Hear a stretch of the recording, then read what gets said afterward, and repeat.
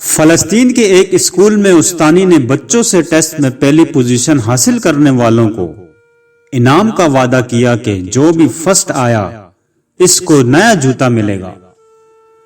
Test ہوا، سب نے یکساں نمبر حاصل کیے۔ اب ایک جوڑا سب کو دینا ناممکن تھا، اس لیے استانی نے کہا کہ چلیں قرآن اندازی کرتے ہیں، جس کا بھی نام نکل آیا اس کو یہ نیا جوتا دیں گے۔ اور قرآن اندازی کے لیے سب کو کاغذ پر اپنا نام لکھنے اور ڈبے میں ڈالنے کو کہا گیا۔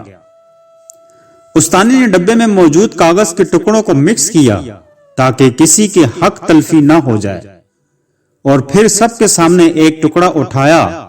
جو ہی کھولا تو اس پر لکھا تھا وفا عبد الکریم۔ سب نے تالیاں بجائیں، وہ اشک بار آنکھوں سے اٹھی اور اپنا انعام وصول کیا، کیونکہ وہ پھٹے پرانے کپڑوں اور جوتوں سے تنگ آ چکی تھی۔ والد کا سایہ سر سے اٹھ گیا تھا اور ماں لاچار تھی، اس لیے جوتوں کا یہ انعام اس کے لیے بہت معنی رکھتا تھا۔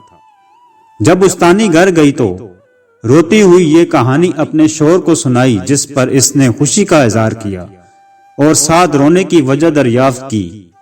تو استانی پھوٹ پھوٹ کر رونے لگی کہ مجھے رونا وفا عبد الکریم کے جوتوں سے زیادہ دیگر بچوں کے احساس اور اپنی بے حسی پر آتا ہے۔ جب میں نے ڈبے میں موجود دیگر کاغذ کے ٹکڑوں کو چیک کیا تو سب نے ایک ہی نام لکھ دیا تھا، وفا عبد الکریم۔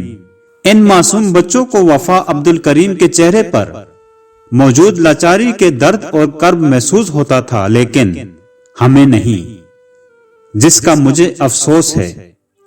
میرے ایک استاد بتایا کرتے تھے کہ بچوں کے اندر احساس پیدا کرنا اور عملاً سخاوت کا درس دینا سب سے بہترین تربیت ہے۔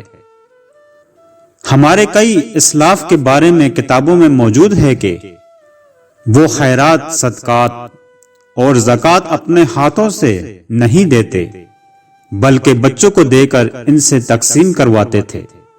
جب پوچھا گیا تو یہی وجہ بتائی کہ اس سے بچوں کے اندر بچپن سے انفاق کی صفت اور غریبوں و لاچاروں کا احساس پیدا ہوتا ہے۔